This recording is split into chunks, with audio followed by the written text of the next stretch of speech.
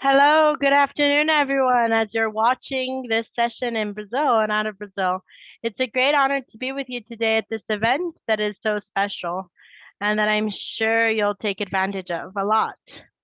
All of the work we've been doing with sustainability involves a lot more than what we're going to be talking about here, but we want to highlight some points here. I'm Lucy Vicente, and I'm an overseer for the Sustainability Department at Carrefour Brazil Group, and it's a pleasure to be with you today. So some initial remarks and messages just to make sure everyone understands the structure we have at the event. This event is being also developed and built with accessibility. So we have the closed caption option. We also have simultaneous translation into Brazilian Sign Language and also into English. Our event will last 1.5 hours and we'll have some special guests. But to begin, I would like to call our CEO at the Carrefour Brazil Group, Stephane. Hello, good afternoon, Lucy. Good afternoon, everyone. Ladies and gentlemen, it's a pleasure to be here. Can you hear me all right? Yes, we can hear you.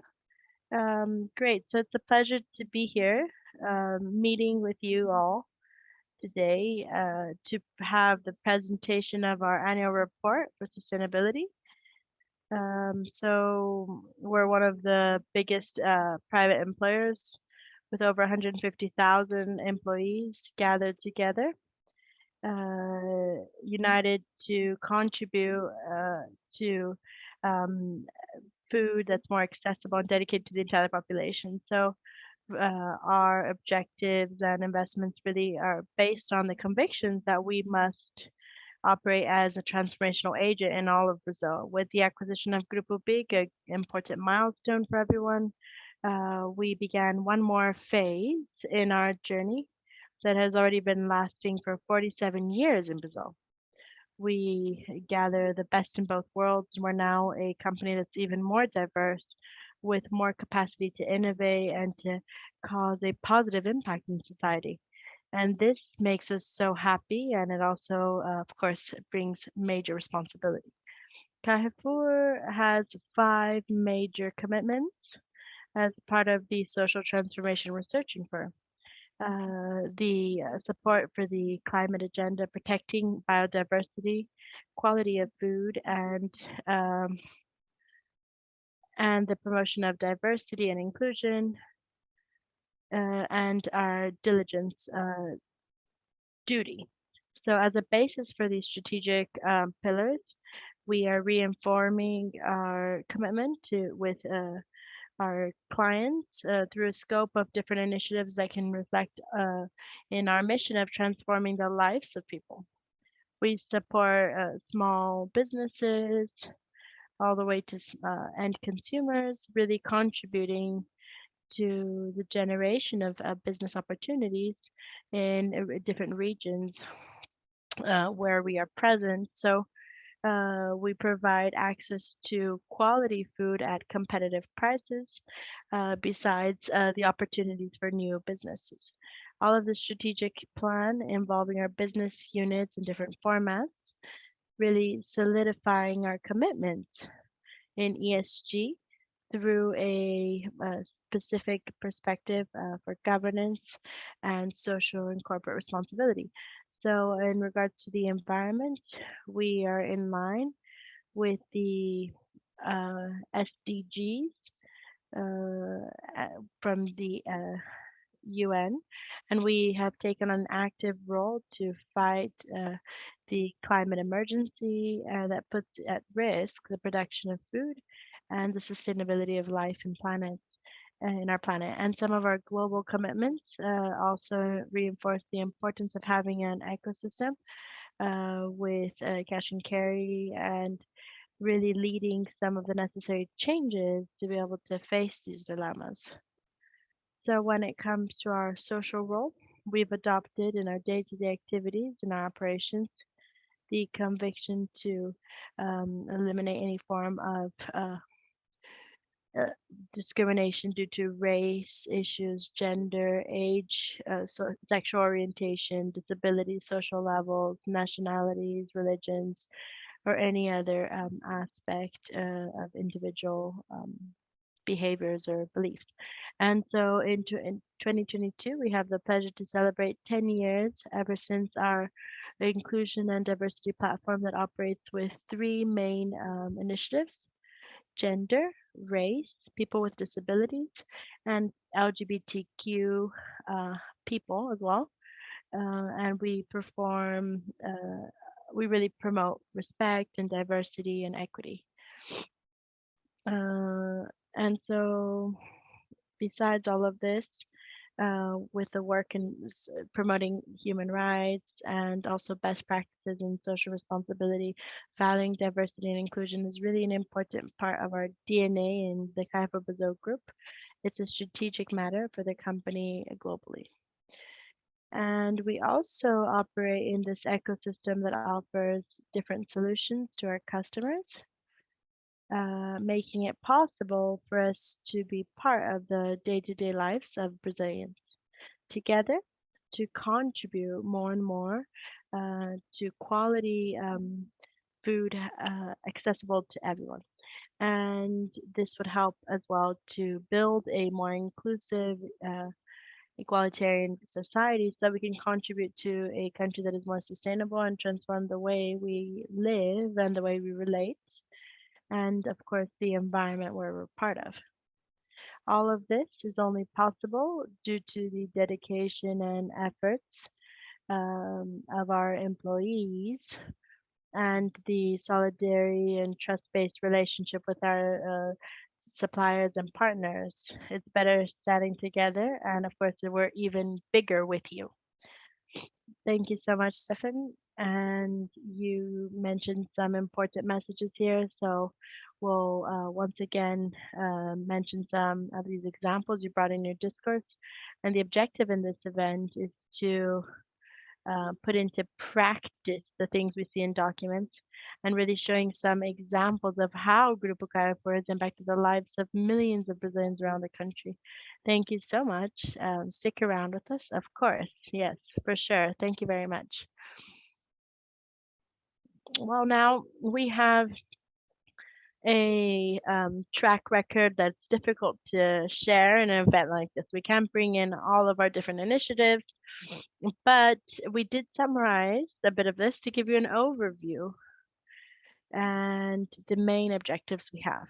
So just a minute. Okay, great. So just very quickly here, a bit of the agenda we'll see on this day. So we started off with the opening by our CEO, Stefan McCare. We also have some of the main highlights I'm going to be sharing subsequently. And we're going to talk about some of the main results and advances we've had in the year of 2021.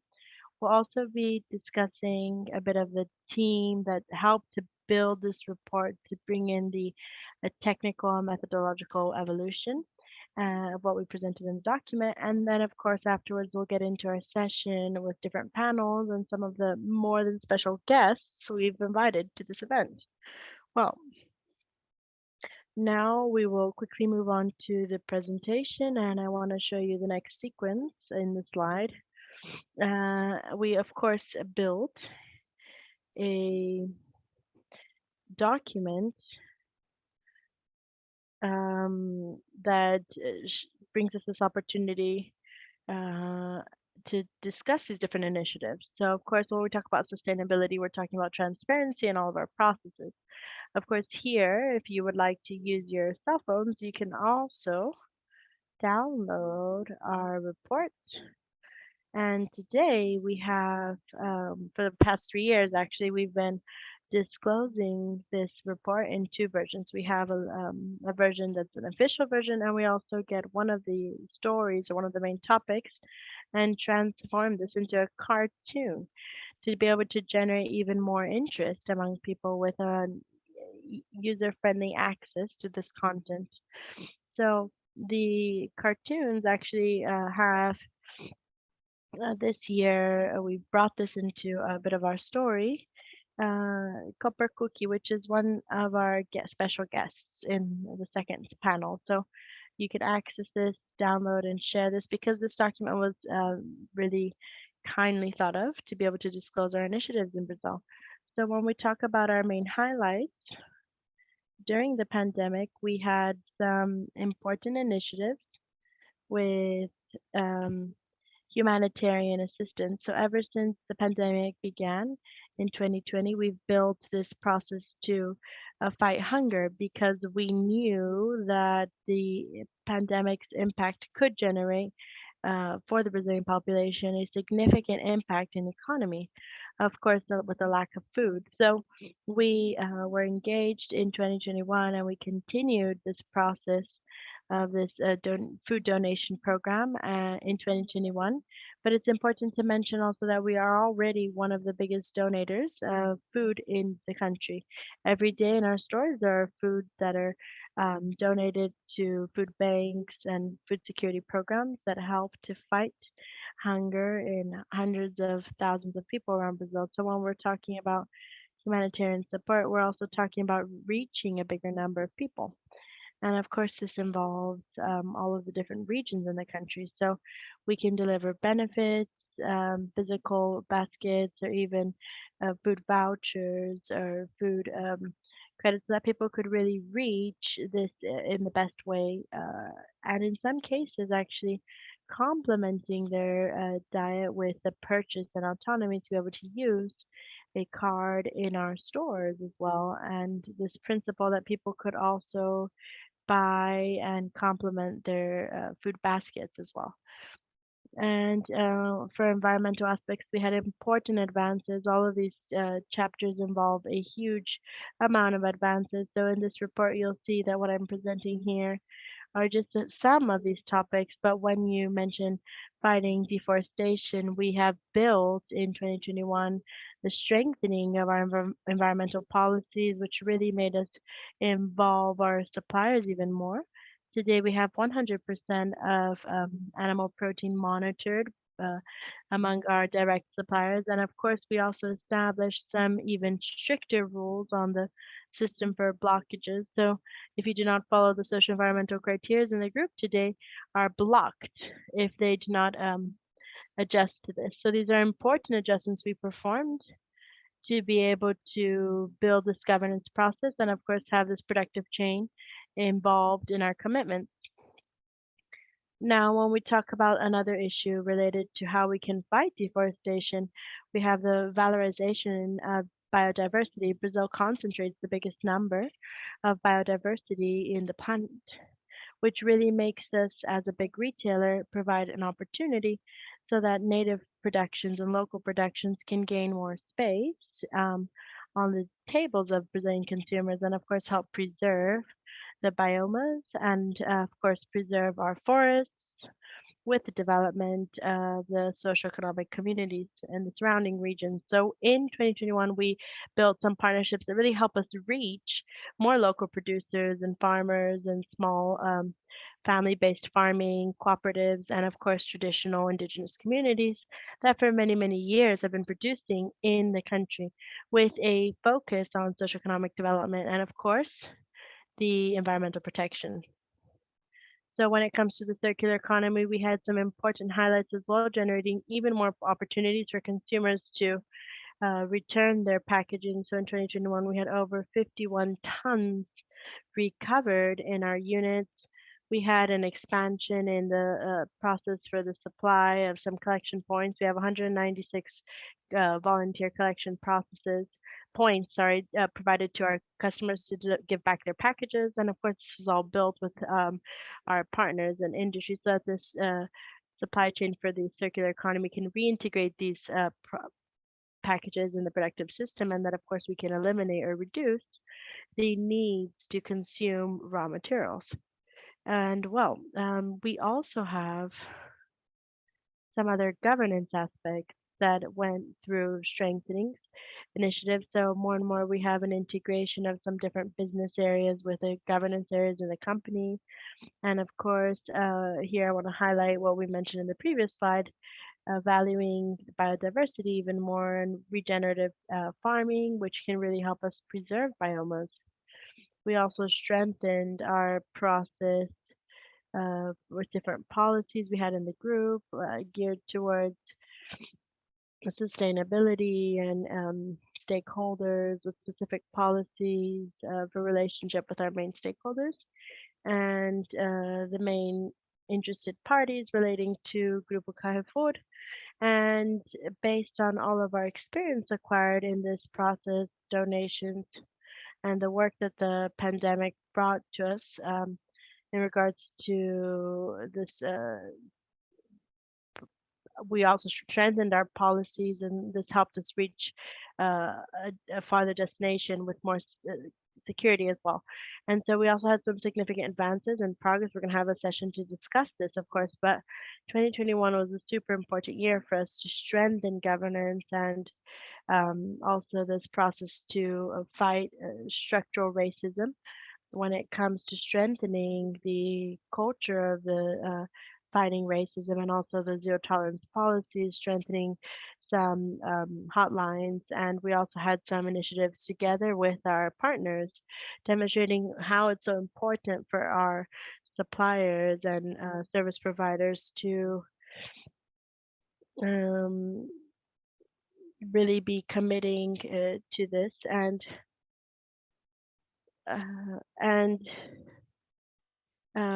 these, of course, help us to have more initiatives with this structural impact.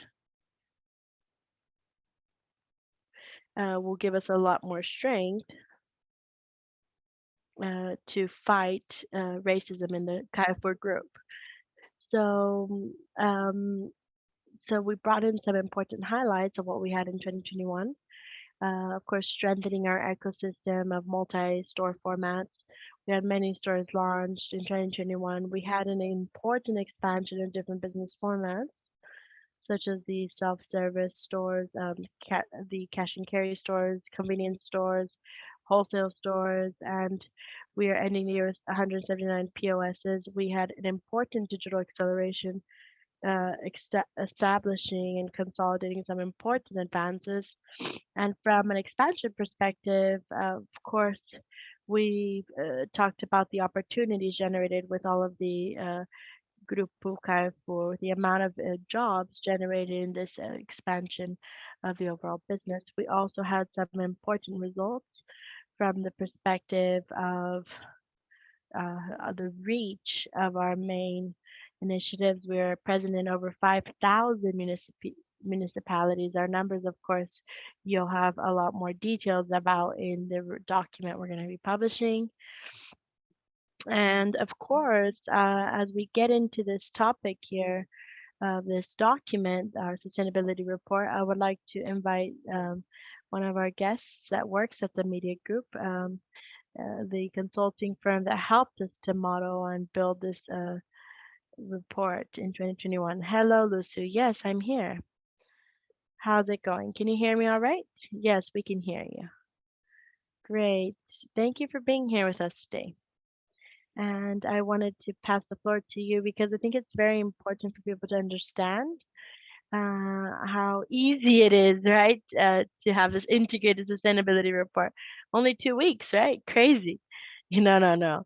7 months of work to be able to reach this final document with a lot of technical know-how. So it's a document that brings improvements every year so we can evolve in this integrated report format. And I think your participation with the knowledge of how to improve this transparency is so important, which is why I'm passing on the word to you so that you can present this to people that are watching us, what we changed, what we improved from 2020 to 2021.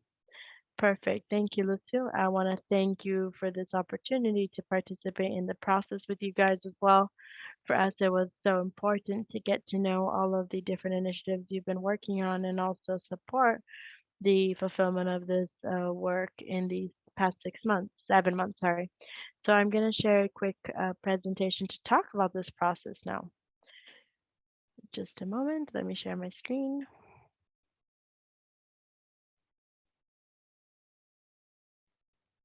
Great, so can you see my screen? Yes, we can see your screen. Okay, great. Anyways, about the media group, we've been around for 20 years in this market to prepare reports, and we've produced over 400 reports. and we're always concerned with innovating and working in a very important partnership with the companies we work with. And so the ESG is really connected to value creation that companies have been developing.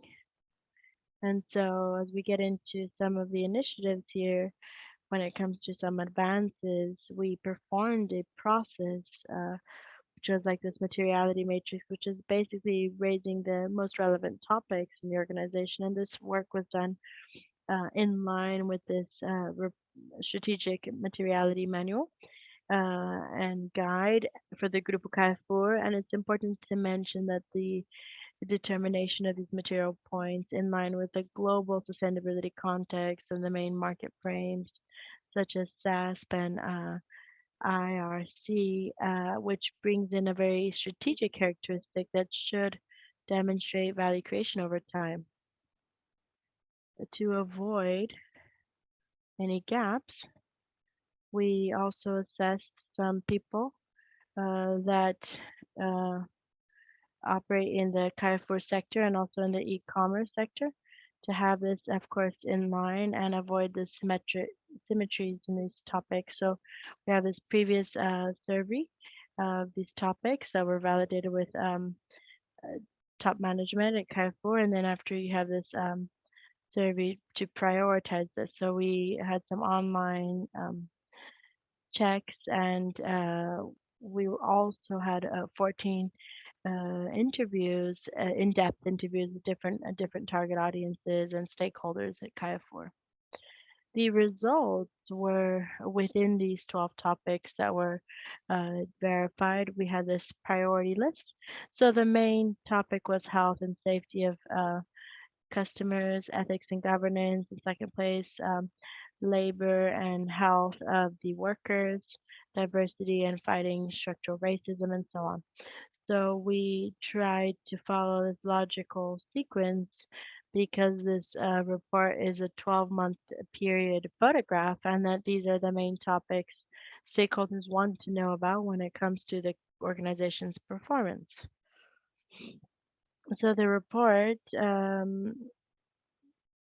was worked on to be able to work on this hierarchy of information, prioritizing different topics and causes that were provided as examples with different initiatives and projects.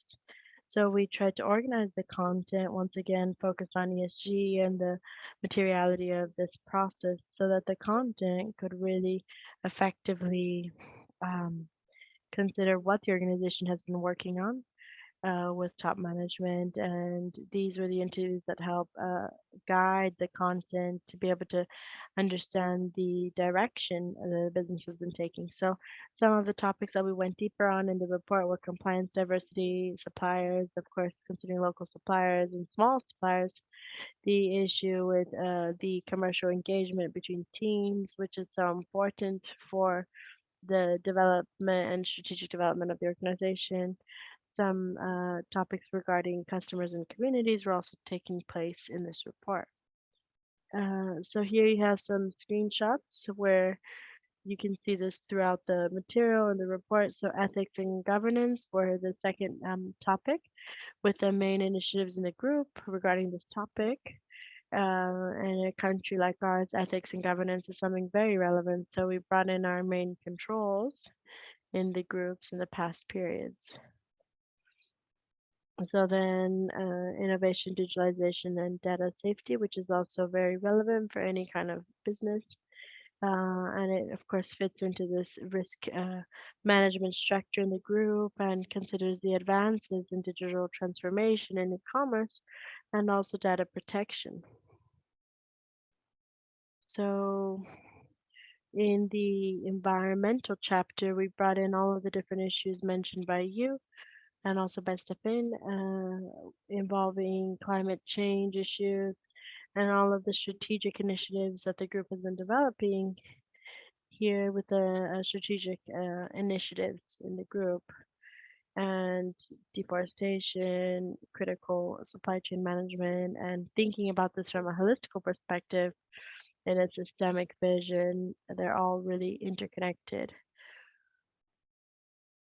And when it comes to health and safety of the customers, we have some important climate changes, and we brought this in with a level of detail, some purchase criteria regarding animal well-being and the control of um, some kinds of fertilizers and chemicals. And um, this is a concern for customers, and this is very relevant. Of course, it's connected to these two topics we presented in this page. Now, when it comes to labor practices and policies and health and safety for workers, diversity and fighting structural racism, this went into the chapter on people. And that's when we bring in the overall group initiatives, bringing in the safety issues for the workers and the day-to-day activities, and COVID, of course, which is something very important, and some different initiatives, anti-racism initiatives that the group has been developing. So in this process, it's quite a long process, really. So we bring in some important opportunities for advances that stakeholders have brought during our interviews and surveys, and also the results of the online surveys. So the stakeholders mentioned that the group has a major potential as an educating agent.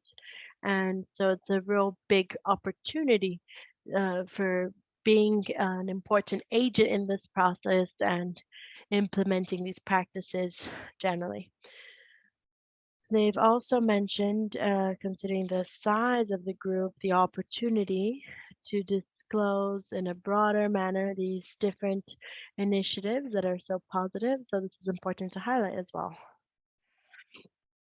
And also when it comes to engagement, as you mentioned, the stakeholders overall, um, we understand that this systematization with a constant process of dialogue can also bring in better consolidation and uh, timing for the definition and adjustment of systems over time.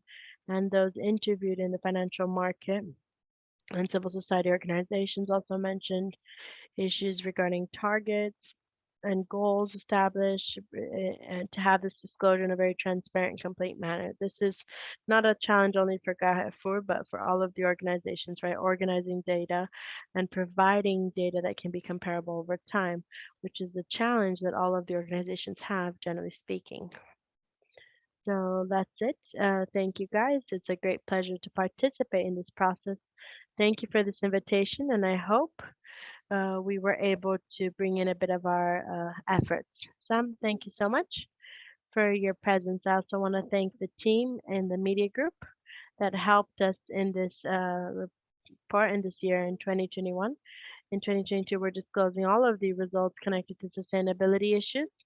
And I want to thank you so much on behalf of Kaifor Group for the work you've done and consequently for your support within this process. Now, um, we're going to move on to another phase in our event, which is the materiality aspects. And we're going to bring in a debate with some special guests. And we have in this panel the topic regarding diversity, and we are bringing in a debate on different opportunities for minority groups. And to be able to moderate the session and this part of our session, we will call my colleague, Kiko Campos. Kiko, please. It's a great day, huh? Yeah, big day today. Well, thank you, and I'll let you now invite our other guests. Great. Thank you so much, Lucio. Good afternoon, everyone. It's a great, great honor to be here together, to be able to talk about such an important topic for Brazilians. And this is the topic of sustainability, diversity, and inclusion. So if you don't know me yet, I'm Kiko Campos, the HR director responsible for culture, talent, and diversity. But I will bring in some specialists um, to be able to talk about this topic that is so important in our report. So I want to start off by inviting Mel. She works with us here. For those of you that are outside, you can congratulate her. Welcome. I'm also calling our Director for Diversity, Isabella. Welcome. And also Edu, as he's here to be part of this session. Thank you very much. And uh, this is all live, so I will leave this here so we can have some questions. So we're comfortably sitting down here so that we can talk about a very important topic. The first question, which will be directed to our colleague with so much experience, Isa. So we've been talking about this a lot in Grupo Carrefour, and in regards to applying an inclusive management in the group. After all, we are already very experienced in our diversity platform. So how are you imagining the application of this when it comes to benefits in regards to the deployment process itself? Well, good afternoon, everyone. I'm Isabella, and I'm a director for diversity in the Carrefour group. And I'm a white woman. I have curly hair, and I'm wearing a white shirt with brown lines. And I'm really pleased to be here. I want to greet my colleagues and speakers. I want to congratulate the sustainability team. As you mentioned, it's a very special, important day that really sets an important amount of work and focus to build this content and material to provide transparency and share this data that's so relevant to our society. So I think this is a very a relevant question. 1 decade ago, we had a lot of lack of trust in regards to this. But we're really happy that after 10 years, we were able to start looking at this topic and really see that it wasn't just something that was trendy. It became an important move, and the companies we noticed that are prosperous and have increased their revenue are really connected to the agenda valuing diversity. So a lot more, of course, with inclusive management. This is a topic that's not very common or popular. We're sometimes very connected to diversity, inclusion, diversity, equity, and inclusion, but we've already noticed that there's a big movement or trend worldwide of big companies that are very significant moving towards inclusive management, which is a methodology that will cause even more of a revolution in this agenda in organizations. So I've seen that there's no more doubt. Companies have stopped questioning the importance and relevance of this. Now we're in a huge company, one of the biggest employers in Brazil, demonstrating the relevance of this agenda and how important this impact is with these initiatives and actions, consolidating all of this a lot more in providing an impact for people, clients, investors, and the entire ecosystem that is involved in this agenda. So I see there's no more questions anymore, doubts about this. The big companies have understand the urgency and importance of this agenda, and now we're starting this new phase where after a decade celebrating everything Carrefour has done as a group, now we're in a moment where we have to renew this agenda and rethink this pathway and accelerate the strategy even more.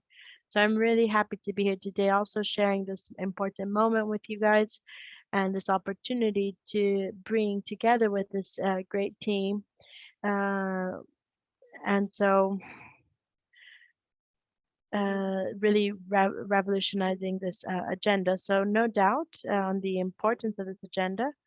Um, for this environment with creativity, productivity, for a company that really reflects the reality of thousands and thousands of customers. So we understand it's impossible to understand the demands of our customers if in-house we do not have this reflection in a genuine manner. So I think it's a bit of this summary I wanted to share with you today. Great. So we know especially in retail, how it's a real challenge to have these resources to be able to invest in diversity and equity and inclusion.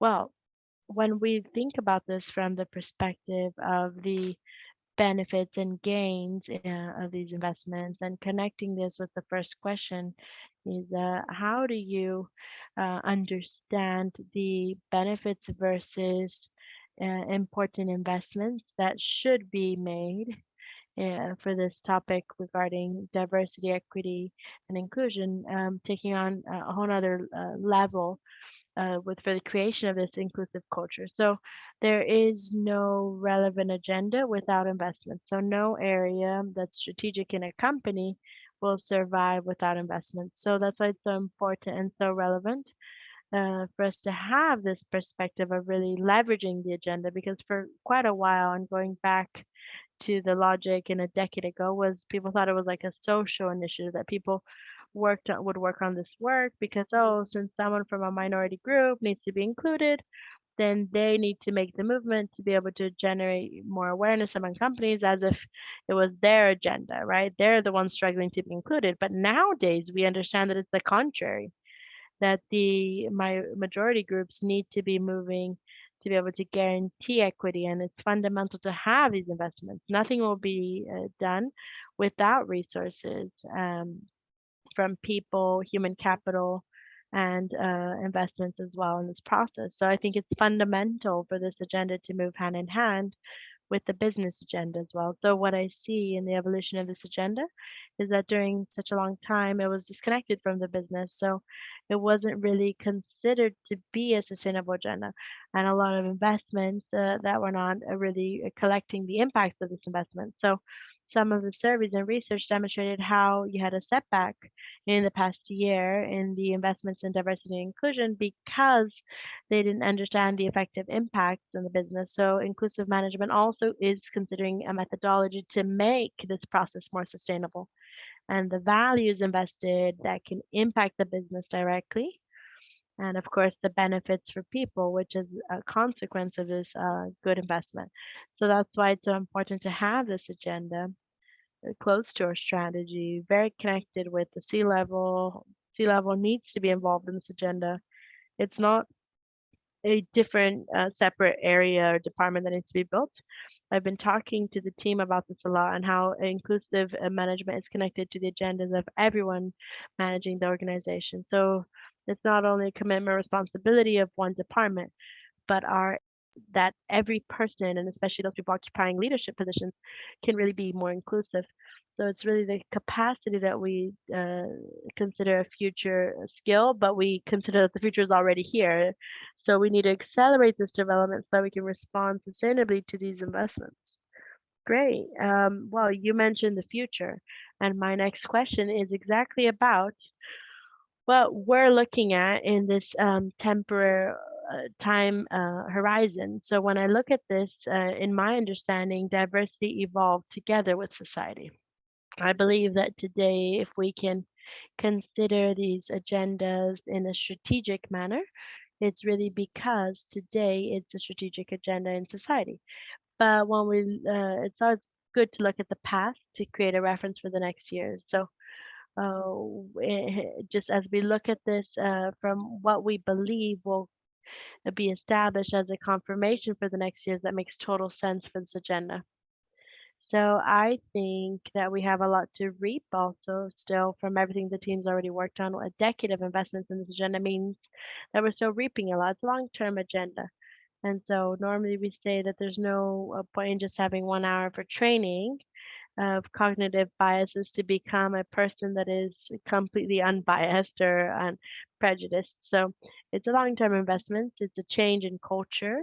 And I'm seeing that we, in the past year, in the next years, are still going to reap a lot more of the fruits of these investments. We've been working a lot on the anti-racist plan. Lucy talked about this for quite a while. The report considers all of the different initiatives implemented and that are being worked on. So it's not something that's going to be short term. I'm seeing that 1 decade actually was just planting the seeds so that we can then continue to revolutionize this scenario and revolutionize the business. There's no more room in the market for companies that do not look at people because at the end of the day, talking about diversity is talking about people. is talking about people is it's fundamental resource to make organizations prosperous. So that's why we're starting this new phase in the debate where humans actually have two basic needs or aspects: being unique and belonging. And how many times do I put this? I give up being unique to be able to belong, maybe. And how frequently do we spend energy to simulate another type of who I am to be able to belong, and then I stop contributing to the business to protect my identity or my personality.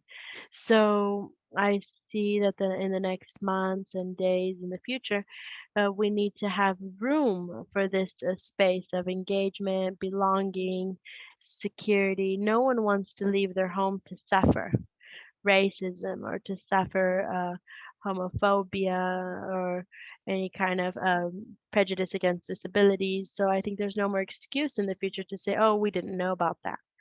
Making a mistake is one thing. Justifying and saying you don't know about that. I read a phrase that says it's not my fault, but it's my responsibility. It's a phrase by Walt Disney. So it's our responsibility. In our future, we take on the protagonist approach of for transformation, and organizations respond in a very tough way to as they do not meet or position themselves towards this future that's really knocking on our door. So I think we have a lot to reap still of what's being done. And it's really a very important investment that Group Carrefour has been working on. The team has been spectacularly working on different initiatives and actions.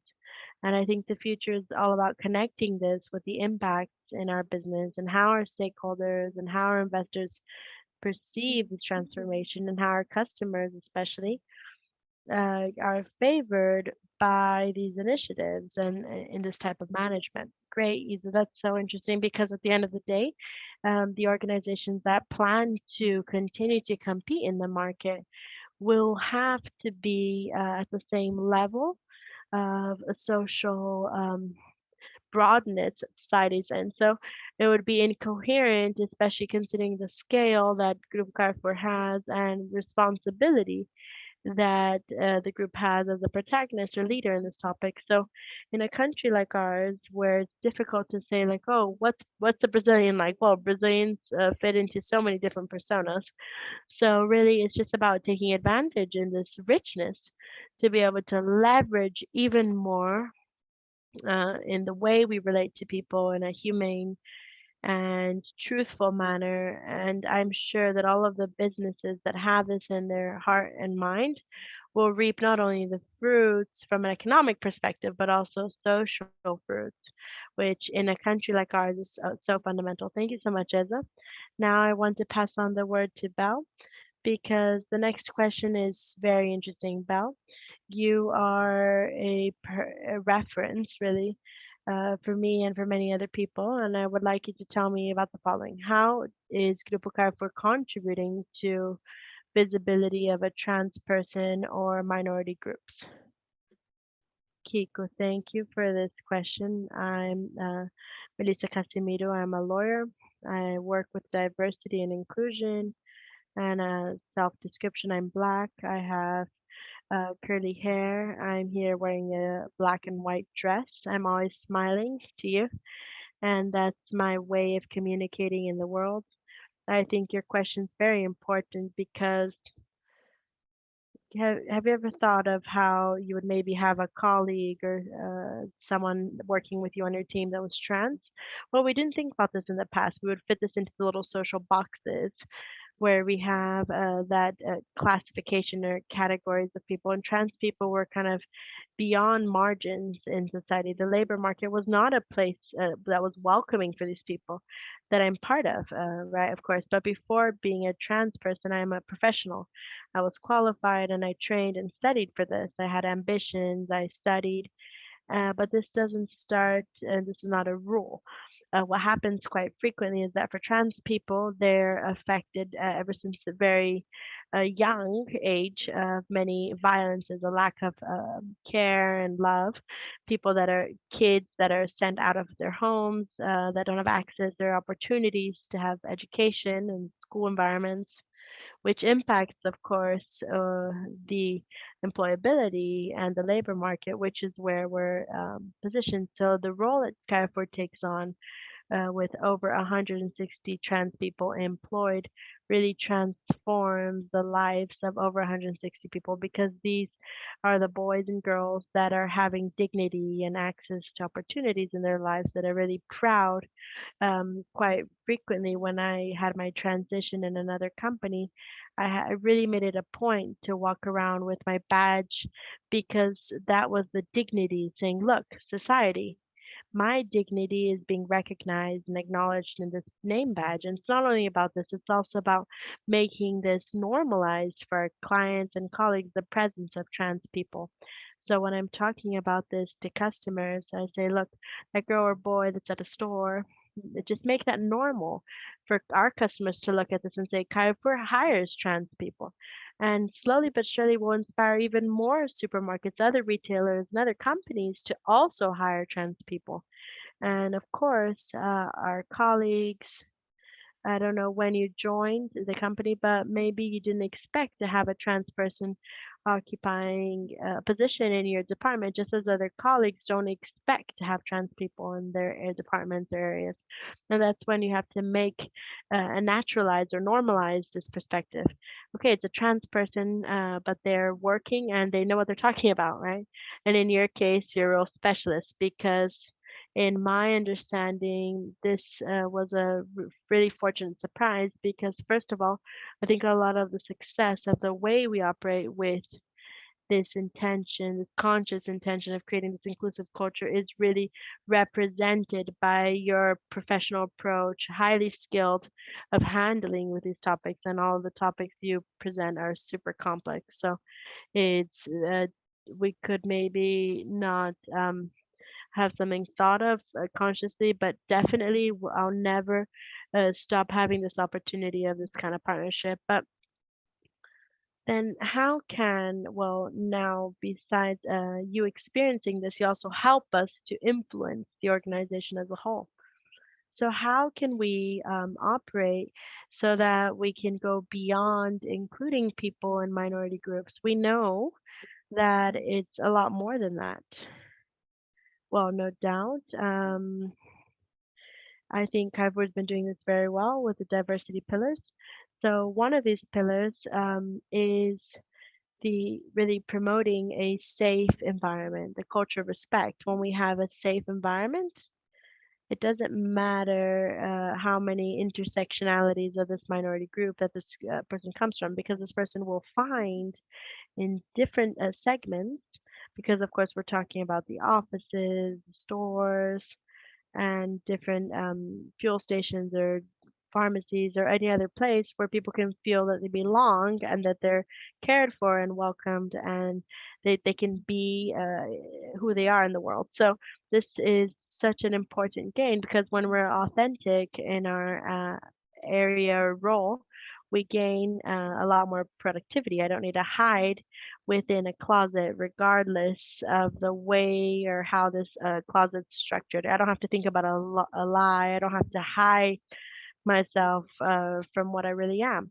So I am this person, and I also bring my own knowledge and my baggage. And another point also, as I mentioned, that cycle of a lack of care and love, there are some people that unfortunately did not have some opportunities. And that's why Carrefour contributes so much with training. So Carrefour has some important internal programs for training for minority groups, and also some external programs. And this is transformational. So the program is really transformative, and it really is transformative, because I'm bringing people from society that did not have that many opportunities, and we have a training process, and this person is then prepared for Carrefour, but also for the labor market as a whole. And I think this is what it means to go beyond inclusion, working with diversity, equity, and inclusion, going past the first page. And you're talking about something that reminded me about an author, Tal Ben Sahar. He's a Harvard professor and he talks about happiness. And it's one of the classes that is most researched in Harvard. And he has this matrix that is authenticity and how much I want to make other people comfortable. And that's exactly what you're talking about because full happiness is only going to be reached or achieved when I can be who I am, regardless of any kind of filters to be able to please the community or society and those surrounding me. So, Mal, the issue is really connected to human happiness because we're fulfilling our fullness, our wholeness, right? What we need at this moment is if I have some kind of a gap, I'm going to search for some way to achieve this in a more interested way. I want to say, look, I want to be in this place because then I'm going to be inspired by other people as well. When I see a leader, a female leader, I say, look, I want to have the same acknowledgement as she has. And I go after this. And I don't have to be concerned with social problems that life has already placed in our path. Wow, what a dream. Yeah, so interested means being in the middle, right? You want to be there with people together and part of that group. Well, Edu, now it's your turn. Yeah, so I've already seen that you're the guy that moved from cities. You think, but tell us, besides different cities, like I'm sure in just a few seconds they'll discover where you came from. It's easy to discover. But what were the main changes that the project Talents of the Future had presented to you in a real way? And look at that camera over there, or the one in the middle, wherever you want to look. Well, Kiko, thank you. Good afternoon, everyone, and all the panelists here present today. To mention what Mel mentioned, I'm Eduardo. I'm a journalist. I'm Black. I'm wearing a suit that's blue for audio description. Actually, you look very elegant. Thank you. You're so kind. And I think some of you already know I'm from Rio de Janeiro. And I normally say biscoito with a Rio accent. But besides moving to Sao Paulo, this program of Towns of the Future has provided me with a historical rescue process for me and all of my colleagues and friends watching us today. With a historical rescuing process of our history and our Black roots, which is fundamental and so important. Before this program started, I confessed that I was reading very little about this topic. And rescuing the history really made us get closer to people that could set the stage or the path so that I could be here today in this panel with a big company like Kaifood Brazil, participating and understanding the importance of reaching this point in time, and above all, keeping my feet on the ground, looking backwards, but prospecting and also looking beyond to the future where we don't need to have things with so much suffering as we had in the past. And this has been one of the biggest changes I've been able to learn with this program. It's really cool because education, truthful education, in my understanding, is the only or maybe the main way for us to transform this country and the world. And as we think about education and knowledge, tell us about this program and what this brought into your own background and your repertoire that helps you in your day-to-day life as a professional, but also as a citizen and as an individual. Because I have known the program, of course, but I want to hear from you about what the impact is in your own life as a participant. It's a huge impact. I believe that sharing knowledge is really guaranteeing the future. And as we share knowledge, we not only grow individually, but we also make those around us grow together with us. And the more knowledge we have or we can acquire and that my peers also have, I don't grow on my own.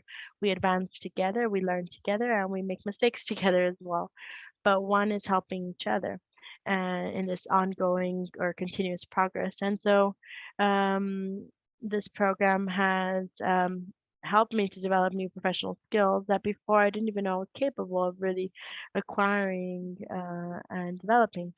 Be- Besides, of course, the increment that the program has brought to us, such as training classes and programs, English classes, methodologies for agile methodology together with the Dom Cabral Foundation, and so much inherent topics and things regarding innovation, sharing these best practices, sustainability, solidarity among above everything, and humility with myself, with my friends and colleagues, and with my end customer above all, so that we can know how to talk and position ourselves and have an active listening process to be able to understand the actual need that our customers have and be able to help them. Wonderful, Adu. This is worth a long conversation later on to be able to go deeper and understand this. And I, of course, think it's worth it for everyone here to really dive deep into the opportunities that, as Eduardo mentioned, providing through education these new horizons, these new perspectives, and a new vision. We look at the world with our own eyes and our own lenses. So, education really helps us in this process. And now we're reaching the end of this first panel as we talk about diversity and the opportunities for minoritized groups. But I hope as you are watching us today, you've enjoyed the conversation. Of course, you can also send your comments or questions. We'll have a great honor to be able to answer them later on. Um, and now we'll head towards our second panel. And for the second panel, I will ask Lucio to get back here. We'll quickly shut down the image, but you'll continue to have the audio here while in a magic trick, we'll organize everything here for our panel so that you can participate in the next session. So now I'll call my colleague Lucio to talk about this a little more in the second panel. So ladies and gentlemen, now we'll call our commander and chief here for this part. Let me help, just 1 second.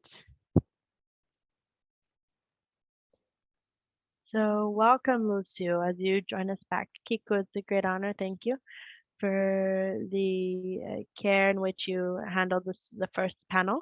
We'll head towards the second panel and stick around with us, okay?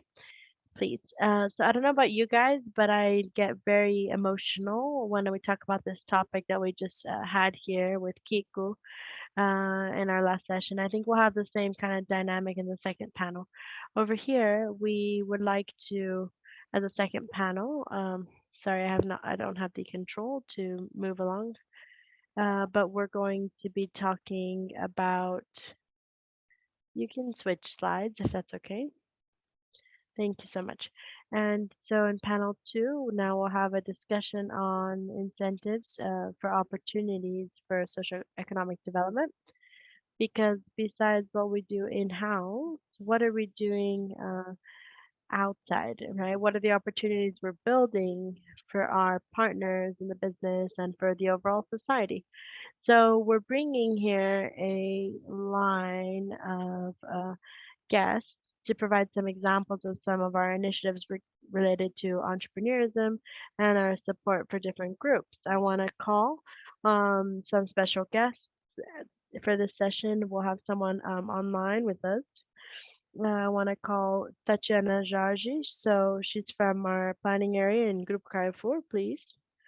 I would also like to invite our dear Mauricio Delfino. He's the founder of the Mia Core company. Please, Mauricio, you can sit down.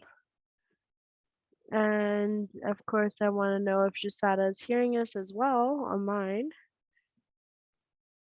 Yes, I can hear you. Jusada, can you hear us? She's our executive secretary at Copper Cook. Yes, I can hear you. Perfect. Thank you so much. Um, so Jusada is the executive secretary at the cooperative, agricultural cooperative in Kuau and Arasa. Well, I'm gonna sit here next to you guys so we can start this chat session. And actually, I wanted to thank you all for your presence here with us because this is a panel that is very special for us. We're starting to talk about the impact that we cause with our business and what Carrefour Group can cause as a social and economic impact and the opportunities that have come around with this work. So the first question here will go to Tatiana. How has it been to work with these projects related to entrepreneurs and after entrepreneurs, which is an initiative we've strengthened even more in the Carrefour Group? Thank you.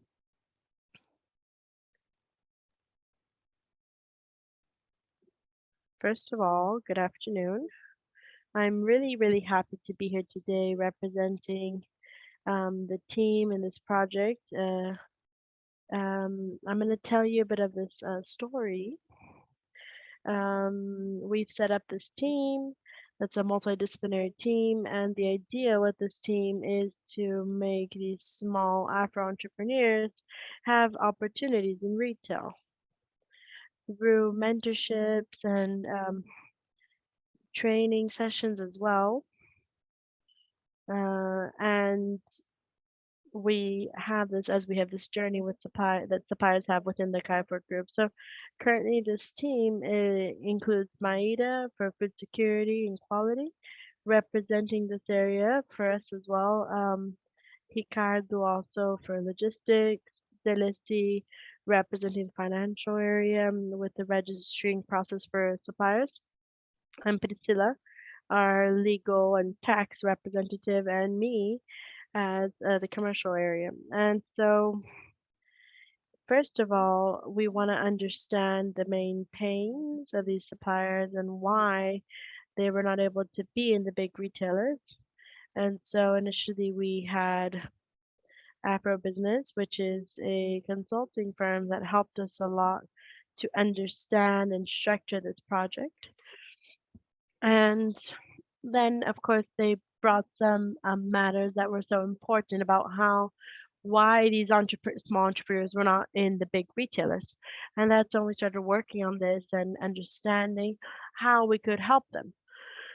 So we were able to have some internal flexibility that was very significant to help them be in our business. Excellent. And so this work you've been implementing can bring opportunities for a lot more different entrepreneurs inside Carrefour Group, but why not invite a entrepreneur to talk about this topic? So that's why we invited Mauricio here. Mauricio, could you tell us a bit about how your business was engaged, Damiacor? What is your guys' main business, and also tell us about your history until you reached this partnership with us. Well, first of all, thank you all. I feel super honored to be here at this moment talking to you guys.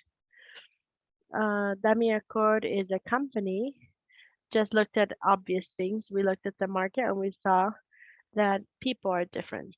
So I need to have products that can meet this diversity. This was the main modus operandi that we had when we started the company. So we had this brand called Damia Core, which would be like my color, to develop social intelligent products and for the Black community. And so we started the company working in 3 different fronts. So some swimming suits for people that have afro hair and some disposable hair protectors as well for afro hair and some other cosmetic products that are geared towards black skin and black hair. And of course, this is what Damiacor is involved in. And it's great to see how many opportunities are opened you brought in this topic that's so important, right? Being available with the product you guys offer to a lot more people. So I have another question for you about this, and I wanted to include our colleague Jusara. Jusara, thank you once again for being with us today, and I wanted you to tell us about Cook and your work there in this cooperative. I know that one of the conversations we had would make it very difficult to summarize such a long story in just a few minutes, but I wanted you to share a quick overview on what you guys do and how this journey has been. Well, good afternoon, everyone. And so here, I'm one of the partners and founders at Cookie, which is a cooperative for family farmers in Canudos, Wawa, and Juraçá, three municipalities in Bahia and the inland. And we have our main focus, which is production of some sweets, jellies, jams, juices, all of this fruit called umbu. But this cooperative started off from social initiative and mobilization with this bias or approach geared towards working with the needs of a population that is more forgotten. And at the same time, it, it intends to, ever since the beginning, really care for the environment and protect the environment, especially the umbu trees, a native tree in the inlands in the northeast of Brazil only, and it's threatened for extinction. So it's a fruit we have with a huge potential in our region, but it's native and was not used for the production of sweets and jams. There was some work for the processing of the roots of the umbu trees. So when they removed the roots of these trees, they would kill the trees. But then now the cooperative started working with the fruits instead of the roots, and of course working on with the communities to be able to process the actual fruits. And through this industrialization of the fruits, we can really start working on some initiatives to preserve the environment, work on generating awareness of the potential for preserving this fruit that we have here in our region. So we normally say that someone that's buying a product from Cooper Cookie or from a cooperative in general is not only buying a product, but buying a bit of story as well. And we didn't start off in the market just in any way. We have an important historical rescuing process for quite a while, over 20 years actually. And we've been helping to change people's lives here in this region, in the semi-arid region of Bahia. So now we're also starting this Agrocatinga project where we are also working on replanting some of the native species of plants in these areas so that we can also, along with this plantation of these native plants, we can also add the fruit trees, which encourages farmers to also plant the fruit trees to be able to supply the cooperative with fruits for the production of these fruit juices, jams, and jellies. And with Carrefour, we started this relationship for a while back. And we also started to supply the fruit in Natura Fruit, which is a big challenge for us. It was a challenge for us as producers and farmers to deliver this natural fruit in Recife and make this fruit arrive with quality to the end consumer and make sure that this fruit is collected and harvested respecting the environment so that consumers can have a product that has this added value and a social value and environmental value as well. And besides all of this, a fruit that is tasty and with all of the necessary care, produced with all the necessary care. So that's pretty much it. I shared a presentation. I don't know if we'll have time to show you. Yeah, can you share her presentation very quickly, maybe? Of course.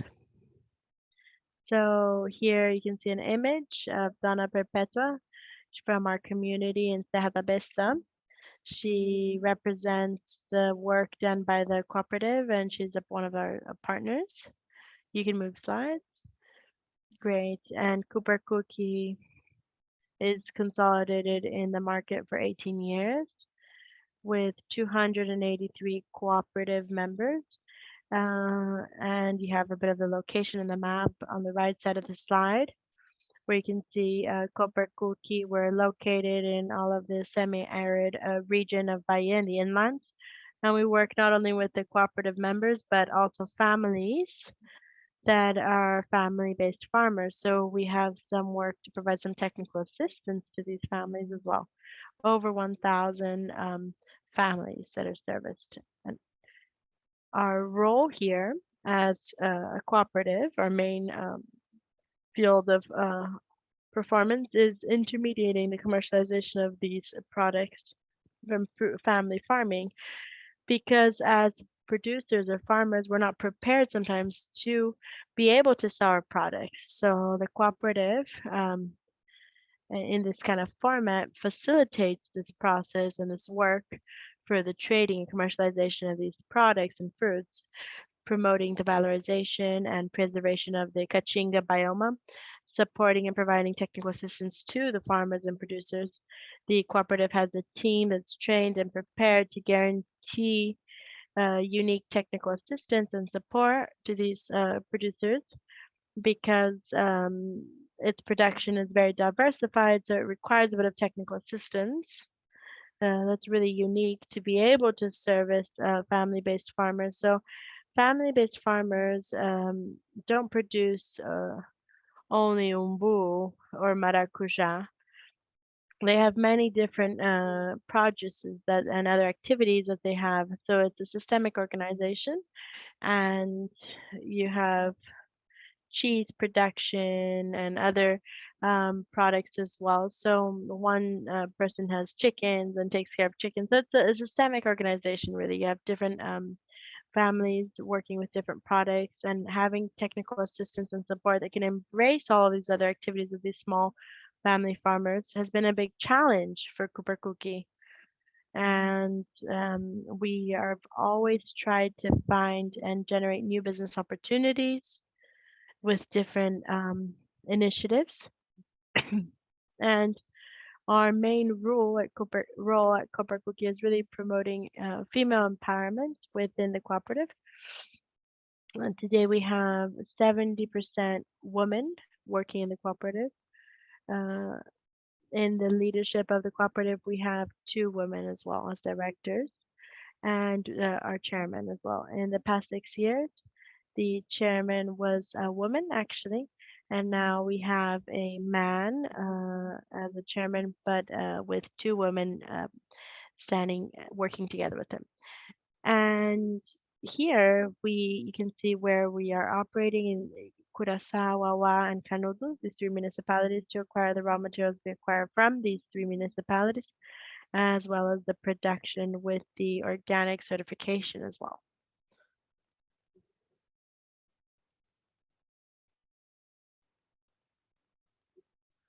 So here you can see our products, sweets, jellies, jams, beers, fruit juices, frozen fruit juices, and of course some other vegetables, fruits, and other natural products and produce that we can also help commercialize and trade for these farmers. So we always try to innovate with our products. We try to launch new products in the market to be able to innovate even more and provide greater quality. We always try to guarantee this quality of the products. And here you have the umbuzada. This is a product we launched in the market. And we're exporting also to France. And this exportation process to France through Toda Vida is an entity that really values sustainability from an environmental perspective, respecting all of the rules for sustainability, embracing the main pillars of sustainability, and trading and commercializing in Germany and Berlin with our products. So it's an important partner. And here you can see a photograph of the communities, the traditional communities in a region where all of our communities that are involved in Cooper Cook's work are communities in this pasture region, and they're considered traditional communities. These are collective use areas. So you don't have just land that belongs to one farmer or producer, but by many different families and producers that work together, respecting the environmental rules. So here you have a farmer. This area here that you can see in this presentation is an area that was in a desertification process. And so with a lot of effort and this agricultural project, with the implementation of the agro-Caatinga process where we can plant some trees that are native in the Caatinga region, along with fruit trees, and you have this recovery gradually of this area. And this farmer was just in a small area with 1 hectare of land. He was able to extract over 2,000 kilos of fruits in less than 2 years. So he was able to have a quick recovery process in that area with small incentives and technical support and monitoring from the cooperative. Moving on. So here you have another member of the cooperative, Donna Perpetua, showing the results of her work as well in this Agro-Caatinga region. And then you can see the mandioca or the cassava. And it's also sold for school food as well through Cooper Cookie to schools for meals at schools. And here you can see an image, an overview of our unit that I'm based in. And this is our factory with a capacity for 2,200 tons, of fruit that are processed. This, the capacity is actually 800 tons per year. And in the year of 2020, we were able to process 200 tons. Here you can see some of our important partners that have supported our cooperative and our work to start selling products in the market. Carrefour in Recife and Brasilia, where we sell our products. You can move on just very quickly here. So this is also an important initiative we work with here. And now we're helping to build, we've actually already built one of the biggest brands here to sell dairy products with goat cheese. And we normally say that Copper Cookie is the result of coexisting with the semi-arid region, generating awareness and promoting awareness for coexistence with this region. It's one of the regions that's suffering the most due to the drought. And we have a big challenge. We have many difficulties. The little amounts we're able to produce require a lot of work and challenge, and we've been able to advance a lot through managing production, advance in the organization of the social organization, and caring for the environment as well. So we can really work on this base work and help us reach producers and farmers and of course end consumers. And that's pretty much it. Thank you very much. Thank you, Jusana. I think just so people can have an idea of the work you've been implementing. We've talked about the social impact a lot, and social impact generates environmental protection. So when we generate this economic and social local potential, we're also preserving nature. You gave us some excellent examples of technical assistance and projects where each territory and each region or municipality and state can help promote this work. And this is what we've done in Grupo Caio for incentivizing cooperative family farming and all of this sustainable production so that we can really preserve the environment, having this respect for people living there, and of course, bringing native food and the protagonism, of course, of the consumers. So thank you, Shasada. I want to get back to Thatcher to talk about the journey of this work with the entrepreneurs and small businesses. And could you talk about how you guys have been working on this challenge?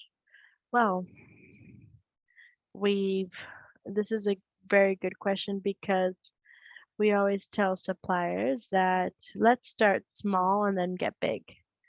And we currently have designed a flow of how these suppliers come into Carrefour. And so the first initial contact we have with them, they either come through a referral from a consulting company or an internal referral as well from the employees at Carrefour, or sometimes as a team, we also have some active prospecting on the internet.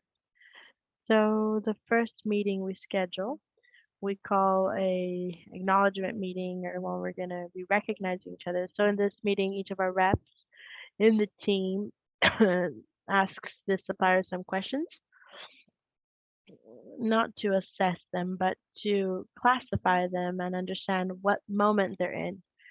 So if we understand that this supplier is a supplier that already has 70 or 80% of their product developed with a label following the legal standards and all the documents we need to be able to sell their products, then this supplier can already move on to second phase.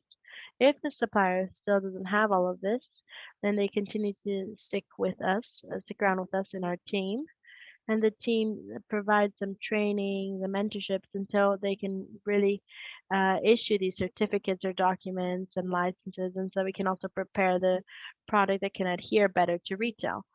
So this team is also a team for mentorship, and I think this is really interesting to discuss. Then after suppliers are ready, we schedule a meeting with the specialist commercial department, and that's a more strategic meeting where we talk about price, assortment, positioning. And so it's really a moment where we make suppliers' dream become a reality. In between this process, we also discovered that there was an opportunity that was really interesting for this kind of supplier, which was connecting this supplier to the marketplace. With the pandemic, many of them were able to have this access online. And we were able to register these suppliers in the marketplace, made it a lot easier for us to have than having the product in physical stores. So if they start selling a lot in our marketplace, they can start generating their working capital to be able to invest in their product, to have this product in the physical stores and really fulfill their dreams, which is seeing these products available in a physical supermarket. So after this meeting with a commercial department specialist, we then move on to all of the procedures for registration, documentation, and everything that's necessary. Suppliers are then registered, products are registered, and we schedule delivery at the distribution center. Once we've scheduled this, about 3 or 4 days later, then the products are sent to the store. So when we say, let's start small and become big, that's really thinking about this development of the supplier. And so there are a lot of small suppliers where we can say, look, well, I'm going to open up maybe 100 stores for you to supply. They're probably not going to have the capital to produce for these 100 stores. So we say, let's start off with 10 stores. It's a pilot project. And the pilot project intends to allow us to make mistakes and to learn how to work. So you guys are going to learn how to work with us, and we're going to learn how to work with you guys. If we have any mistakes or problems, we'll solve this and adjust our route. So I think that's pretty much it. Great, and I think it's interesting to hear about what you're bringing here, because this is a level of maturity for both parties, right? Our own process, understanding the demands of these entrepreneurs, and entrepreneurs also understanding that this work can take them on to new paths. And Mauricio also talked about how these issues and the impact that this has been for him and the company as a whole. And I wanted you to tell us, Mauricio, just how this journey also helped you, bringing in a bit of what you felt as positive in this work with Carrefour. Well, great. I'd say that I'm not afraid of getting it wrong here because the way the process was conducted was really fantastic. Because I know there was a checklist, a big list of requirements for a company to be a Carrefour supplier. This list was adapted and adjusted looking at the reality of an Afro entrepreneur. And I thought that was great. It was really cool. Then, even if there was some kind of a gap, we had this process to develop this with Tatiana's team so that we could develop this and be ready to supply. And that's when we got into what she mentioned. We started small, 10 stores and then 20 stores. Now we're in 50 stores. So at the starting point, if they had provided 50 stores as an initial moment, I wouldn't have the working capital to make this possible. So I also saw this responsibility that they had for us to grow in a sustainable way in the company. And when we signed the contract and we had an initial supply, I said, well, now it's done. No, but then we had the coolest part, which was the management of the supplier. So we have monthly meetings, we have opportunities to have improvements in packaging, improving the quantity in the boxes based on the response of the customers and how they're buying and all. So I thought it was really cool and it was fantastic really to see how we entered and how we were managed inside. But now, as we talk about a bit of the impact that this caused to me personally, because it's really simple to say, look, I thought of a company or a brand to create products geared towards the Black population. But who actually gave me the scale and made my product fulfill its biggest purpose? The Black population needs to have easy access to this product. How can I provide easy access if I don't have a good sales channel or if I'm just on the internet? I'm not underestimating the internet, but when you're at a supermarket, at a Carrefour, or in many different regions, providing actual access and facilitating people's access to your product, I think that's really cool.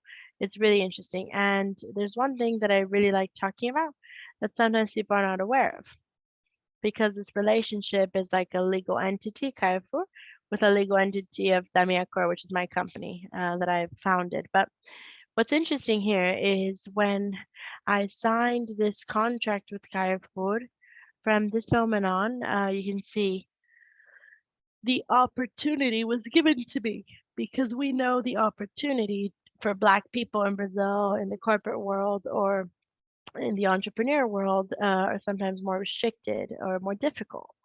So the opportunity arrived. Wonderful. But look at this. I have a mother and a father. We're three siblings, and everyone's married and has their own family. So we're talking about 4 different families and 11 people. So the opportunity still hasn't occurred in my brother segment or my sister segment. But when I started selling more, making more revenue and a better salary or income, who's benefited? Is it just Mauricio? No, it's these 4 families. Nowadays, I'm talking about this, and I'm not exaggerating here.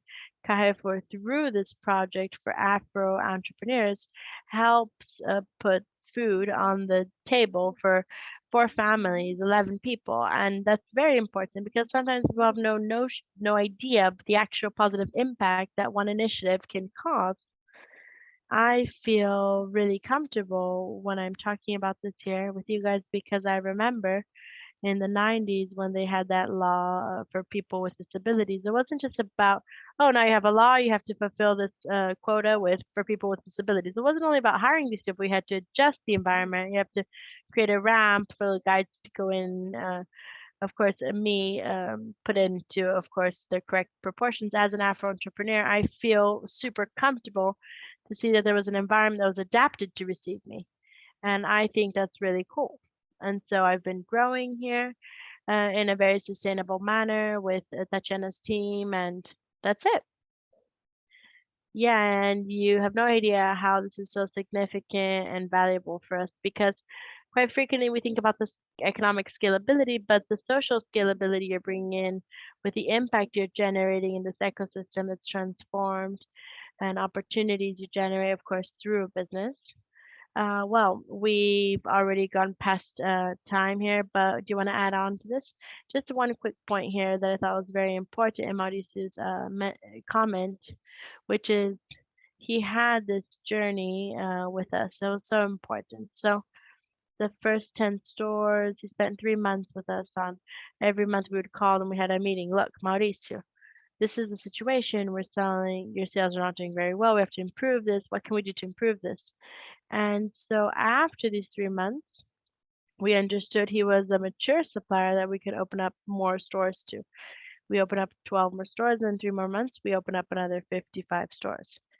But of course, all of this has a point, some engagement in the Demia core.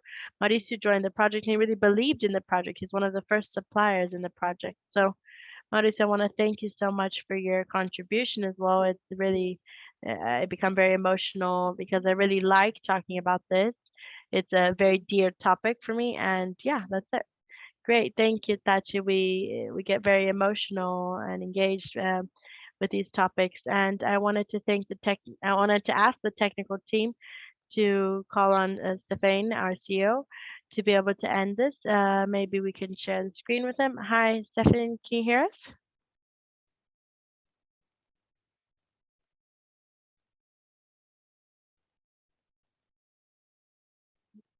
Hello?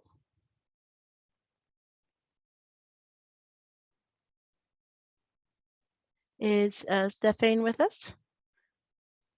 Well, while we try to reconnect him and solve this issue, I just wanted to really thank Mauricio and Justada and Tachi for your contributions and time today with us. Um, for us, it's so important, as I mentioned, to bring some of these initiatives and actions into practice. So the report is just a document people are going to be able to look at now and analyze with all of the other cases and examples we're having. But this is an opportunity for us to also share some of the stories and the lives of the that are backing up everything we're building here in Brazil. So were we able to connect, Stefan?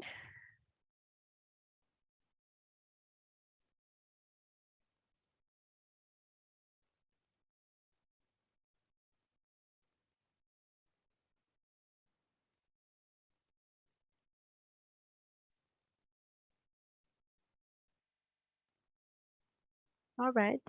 Unfortunately, I think we had some connection issue with Stefan. I don't know if the technical team can contact him, but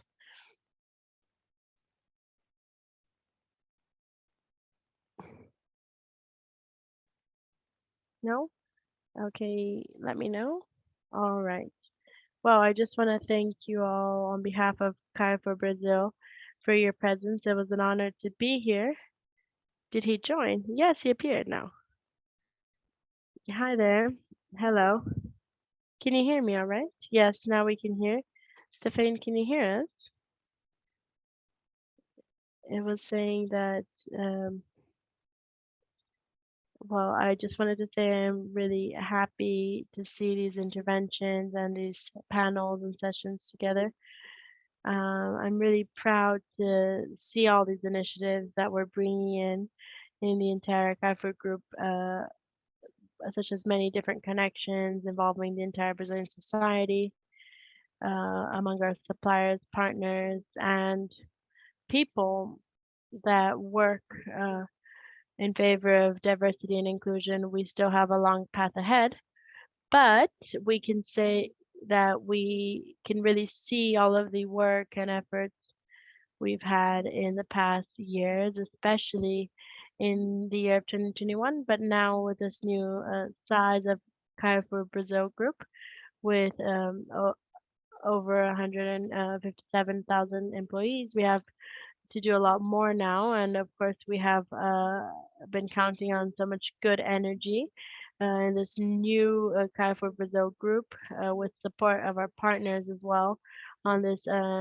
pathway that we're following, where we have to continue to progress even quicker with global warming that can't wait, biodiversity can't wait, and the respect can't. So we have to accelerate this process to be able to really achieve these 5 pillars in the ESG front. Thank you so much, Lucio. Thank you, Kiku, and everyone that helped organize and participate in this event. Thank you. We're ending with the words of our CEO, and I want to thank all of our special guests today. Thank you for those of you who are watching. I hope you like this. Access our report for Grupo Caifa Brasil .com.br in the sustainability area. You can find our reports there. Thank you so much. Have a great day. Bye. Take care.